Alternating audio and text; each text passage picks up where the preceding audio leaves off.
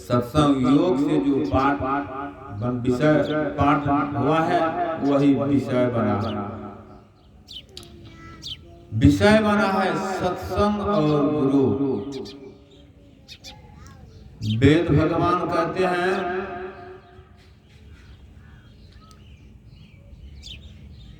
ओम युञ्जानः प्रथमं मनुस्तत्त्व सविता अग्नेर्ज्योतिर्निर्जय पृथिव्या यानी वेद भगवान उपदेश करते हैं हे मनुष्य, लेकिन वेद भगवान को कहना चाहिए हे संसार के लोगों। लेकिन वेद भगवान उपदेश किसको करते हैं? मनुष्य को करते हैं।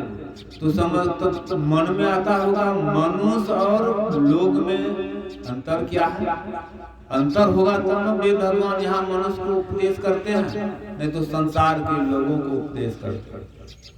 अंतर है। वह लोग जो सत्संग में आते हैं, सत्संग जब कुछ दिन वो आते रहते हैं और सत्संग करते रहते हैं, तो वही लोग मनुष्य बनने का प्रयत्न करते हैं। क्या करते हैं? वही मनुष्य बनते हैं जो दीक्षित हो जाते हैं, दीक्षा लेते हैं, मनुष्य हो जाते हैं। ऐसे लोगों को वेद भगवान उपदेश करते हैं कि हे मनुष्यों, जगत पर सब करता ईश्वर का तत्व ज्ञान प्राप्त करने के लिए पहले बुद्धि और मानस जो तथा अग्नि, यानी जगत पर सब करता। इस बात को भी समझना चाहिए। जगत पर सब करता का मतलब क्या हुआ? हम लोगों के घर मोहल्ले में किसी माँ बहन जो बच्चा को जन्म देती है तो उसको बगल वाले लोग अर्थात सभी लोग क्या कहते हैं? उसके यहाँ प्रसव हुआ कहते हैं, प्रसव, उसके यहाँ प्रसव हुआ यानी बच्चा का जन्म हुआ। यहाँ क्या कहते हैं वेद भगवान? हे प्रसव करता ईश्वर। संकेत कहाँ है? ईश्वर।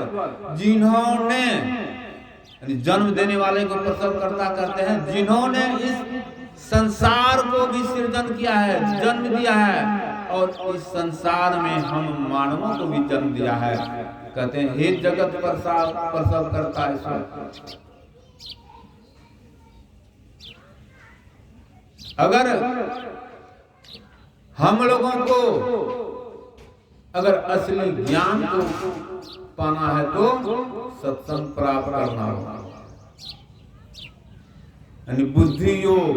बुद्धि योग का मतलब होता है सत्संग। सत्संग में आएंगे तब ना लोगों को ज्ञान होगा।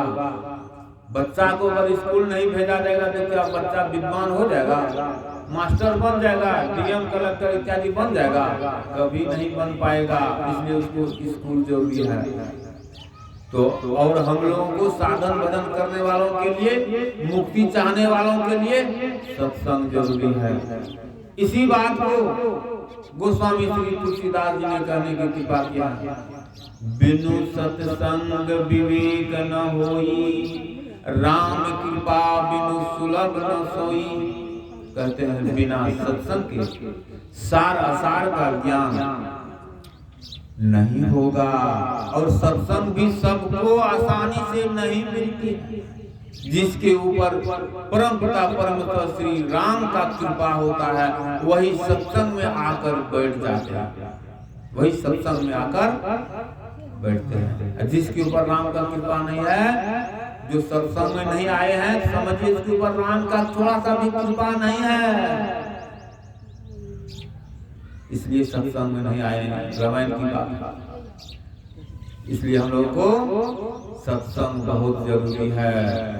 दूसरा मंत्र में भी आया है गुरु, यानी सत्संग में आने से ज्ञान होगा। जब ज्ञान होगा तब मन में बनेगा कि गुरु भी करेंगे। तो कहते हैं सच्चे सद्गुरु। कैसा गुरु करना है? भेद जानना। सच्चे सद्गुरु के द्वारा ही योग का भेद जानकर, यानी योग मतलब होता है जोड़ना। जैसे दूध जोड़ दूध चार होता है जोड़ने से, ठीक उसी तरह कहते हैं योग मतलब जोड़ना। तो अपने को जोड़ना है, किससे जोड़ना है? जब आदमी अगर जोड़ना है तो किधर जोड़ना है? अपने को परमात्मा से जोड़ना है, परमात्मा से जोड़ना है। तो सच्चे यह कब होगा? सच्चे सद्गुरु से योग का भेद जानकर हम लोगों को अभ्यास करना है। तो सच्चे सद्गुरु, जब यहाँ वेद भगवान कहते हैं सच्चे सद्गुरु, तो इसका मतलब है झूठे सद्गुरु भी होंगे, नहीं होंगे, झूठे भी होंगे। तब ने यहाँ लिखे हैं सच्चे सद्गुरु। झूठे सद्गुरु किसको कहते हैं? झूठे गुरु जो थोड़ा बहुत भी जान लिए हैं, अपने को भी ऊपर नहीं उठा पाए हैं, लेकिन चेला बनाना प्रारंभ कर दिया। अगर देखिए 9 पत्थर का भी 9 बनता है, और कहते हैं पत्थर का भी और कत्थर का। पत्थर का 9 पर अगर हम लोग चढ़ लेंगे तो क्या नदी पार उतर देंगे? इसलिए पत्थर अगर थोड़ा सा भी कण अगर ले लीजिए, उसको पानी में फेंक दीजिए, वो सीधे रसातल में चला जाता है। तो पत्थर का नाव खुद उसको अपना अपने पार होने की क्षमता नहीं, वो गड़गड़ा कर डूब जाती है। तो ऐसे पुरुष को नहीं करना है। हुआ अब पत्थर, पत्ता का भी नाव ले लीजिए, मान लीजिए पत्ता जब नदी में पानी में चला जाता है तो पत्ता कब तक बहती है, उसमें तैरता है, कब तक? जब तक उसके ऊपर या तो हवा के द्वारा उस पर मिट्टी बालू गर्दा नहीं पड़ जाता है, तब तक वह चलता है, या नहीं तो उसी पर कोई पानी किसी तरह से चढ़ जाता है, या तो धूल उस पर पड़ जाए या वही पानी पड़ जाए तो पत्ता भी डूब जाता है। लेकिन उससे भी हम लोगों का पार होना संभव नहीं है। तो 9 कट्ठर यानी काठ का नाव ले लीजिए, लकड़ी का नाव ले लीजिए, उस पर देखिए हम लोग भी चढ़ जाते हैं, गाय भैंस भी उस पर लाद कर इस पार से उस पार ले जाते हैं ना। तो ऐसे गुरु करना चाहिए जो अपने को तार लिए हैं, वही दूसरों को तारेंगे। जैसे सद्गुरु हमारे जो आसन पर विराजमान है, इसे कहते हैं सच्चे सद्गुरु। ऐसे सद्गुरु से कहते हैं योग जान करके अभ्यास द्वारा, यानी योग भजन भेद हम लोग ले लिए बहुत आदमी, लेकिन अभ्यास नहीं करते हैं, तब फिर हम लोगों को लाभ नहीं होगा। गुरु महाराज लिखे हैं नित अभ्यास नहीं तुम में ही आचार्य किया। जो अभ्यास नहीं करेंगे तो फिर लाभ नहीं है। देखिए दूसरा अध्याय से भी हम लोग पाठ सुने हैं, भाग दूसरा से संत शिरोमणि कबीर साहब की वाणी। वह क्या कहते हैं? मैं तो आन पड़ी चोरन के नगर, सत्संग बिना जियतर से, इस सत्संग में लाभ बहुत है, तुरंत मिला गुरु से। कहते हैं इस चोर के नगर, क्या हम इस संसार चोर के नगर हैं? कबीर साहब कहते मैं तो आन पड़ी चोरन के नगर में, मैं आन पड़ी चोरन के नगर में। चोर का नगर कहते हैं क्या? देखिए हम लोग आंख का काम क्या है? देखना।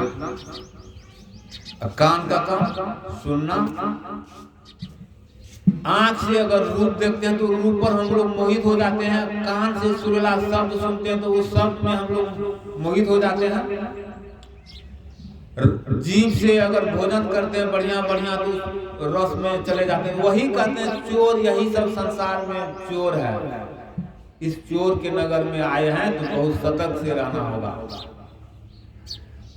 हम लोग कहते हैं क्या कि आंख से देखकर भक्ति कर लेते हैं, कान से सुनकर। यहाँ नहीं, यह सबसे आंख से माया पकड़ पाता है। भगवान राम कहे हैं गो गोचर जहाँ लगी मन जाई, सो सब माया जानहु भाई, कहते हैं इंद्रियों से पकड़ में जो आवे सब माया है। तो भक्ति करने के लिए और दूसरा ही आंख होता है।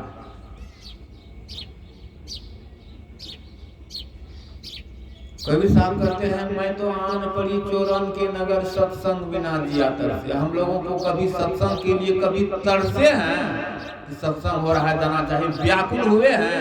कवि साहब कितना व्याकुल हो रहा है सत्संग बिना जिया। इस सत्संग में क्या रखा है, कहते हैं इसके लिए जिया तरसता है। कवि साहब कहते हैं इस सत्संग में लाभ बहुत है,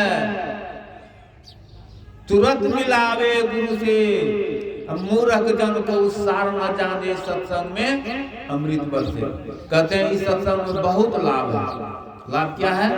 जो सत्संग से प्रेम करेंगे, सत्संग से बराबर आएंगे, सत्संग के वचन को सुनेंगे, उसको ज्ञान होगा, उसका मन में होगा मैं गुरु करूं, वह भी गुरु का खोज में लग जाएंगे। तो गुरु जो खोजेंगे और गुरु कर लेंगे तो लाभ हुआ ना। गुरु से बहुत कुछ मिलता है। कहते हैं गुरु मूर्ति हृदय उगाइए, जोई इच्छा सोई फल पाइए। क्या क्या कमी रह गया? जो गुरु करके या गुरु को अपने अंदर में उसका मूर्ति को उगा लेंगे तो जो इच्छा सोई फल पाइए। तो कभी कुछ रहा तो लाभ आया ना,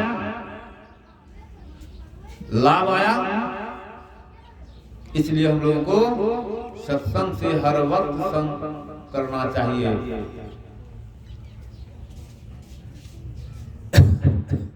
इस सत्संग में लाभ बहुत है, तुरंत मिलावे गुरु से, मूर्ख जन को सार न जाने सत्संग में अमृत बरसे।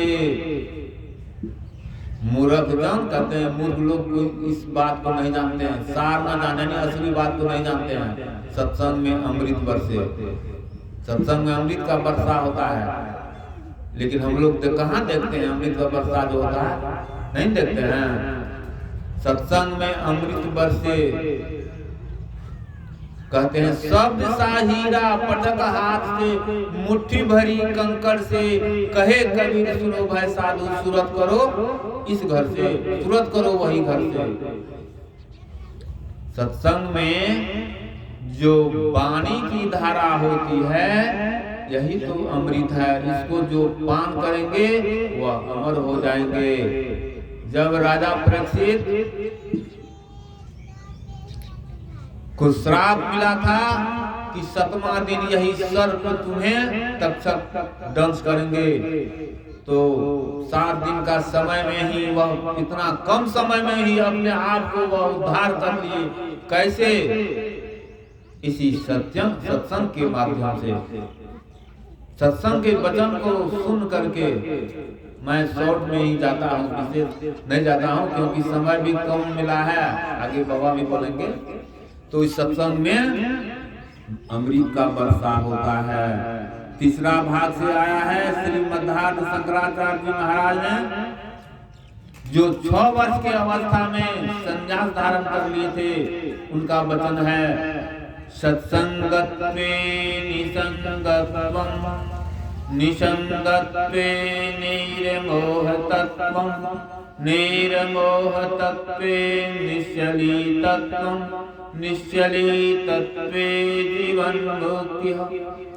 सत्संगति से हो जाता नर विषयों से निसंग, व्यामोह रहित होता मन, निश्चलता योग, निश्चलता आते ही वह हो जाता जीवन।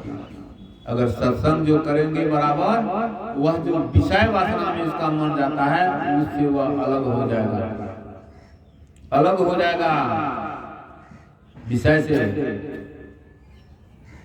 इसलिए सत्संग जरूरी है।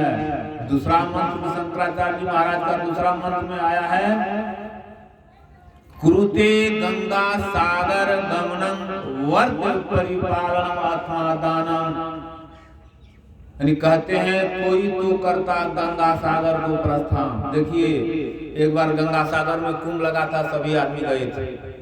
अब की बार प्रयागराज में कुंभ लगा, बहुत आदमी गए हैं, बहुत आदमी गए हैं। लेकिन शंकराचार्य जी महाराज क्या कहते हैं, कोई तो गंगा सागर भी जाते हैं कोई प्रयाग हरिद्वार काशी बनारस जाते हैं, कोई व्रत का भी व्रत रखते हैं, जैसे एकादशी द्वादशी जितिया छठ इत्यादि उपवास रहते हैं ना, कोई व्रत का भी पालन करते हैं और अथवा वह दान भी करते हैं। लेकिन शंकराचार्य जी महाराज कहते हैं नहीं जी, यह मनुष्य का जन्म एक जन्म हुआ ना, मनुष्य का एक जन्म नहीं, अगर 100 बार भी 100 जन्म भी अगर मनुष्य को का मिलेगा और ऐसा करते रहेगा तो मुक्ति का दिन वह नहीं देख सकता है। लेकिन हम लोग वही करते हैं, वह क्या है, बच्चों का खेल है, हम लोग यही करते हैं। गुरु महाराज भी इसी बात को कहे हैं, नित्य प्रति सत्संग कर ले प्यारा, तेरा कार सरे सारा, तेरा कार सरे सारा, सारे कार्य को निर्णय कर ले धर्म चेतन धरा। धर्म मतलब पकड़ो। गुरु महाराज क्या कहते हैं, नित्य प्रति सत्संग कर ले प्यारा, तेरा कार सरे सारा। सरे सारा मतलब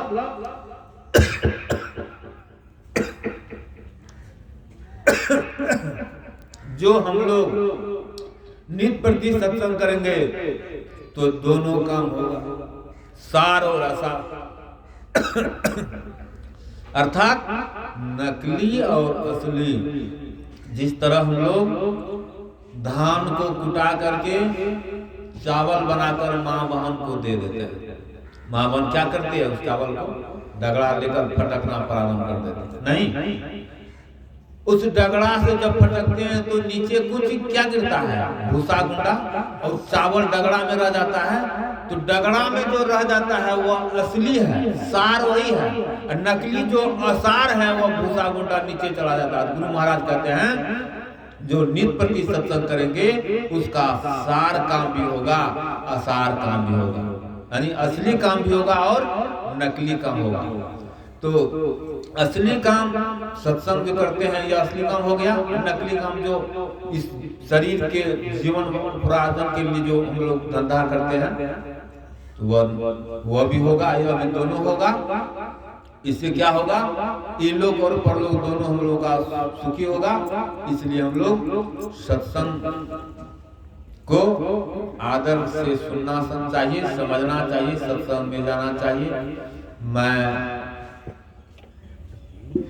सूर्य के आगे दीप दिखाना यह तो क्षम नहीं है। तो यहाँ बाबा लोग हैं, समय बताओ। बता, बाबा लोग यहाँ हैं, उससे सुनेंगे तो विशेष लाभ होगा। मैं यही 2 शब्द आप लोगों के बीच में रखा हूँ। जो अच्छा शब्द मेरे मुख से निकला है वह मेरे